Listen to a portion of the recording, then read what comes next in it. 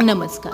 आपण बघत आहोत श्री गुरुचरित्र पारायणातील नियम पार्ट 6 पर्यंत आपण आलो आहोत की वाचनाच्या नियमापर्यंत आपण बघितले की मोठ्याने म्हणायचे कानापर्यंत त्या ओव्या जाईपर्यंत.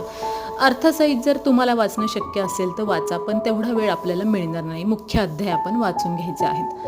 आता ह्या पारायणाच्या काळामध्ये आपले मन शांत ठेवावे, भाषा स्वच्छ ठेवावी, अश्लील विचार नकारात्मकता मनामध्ये आणू नये, शिव्या शाप देऊ नये, वाईट चिंतन करू नये. आपण जे वाचले ते आठवण्याचा, त्याचं मनन चिंतन करण्याचा प्रयत्न करावा, त्याचा अर्थ समजून घ्यावा व ते आपले विचार गुरुचरित्रातील अध्यायांचे विचार आपल्या मनामध्ये ठेवावे किंवा नामस्मरण करावं स्वामींचं, दत्तगुरूंचं.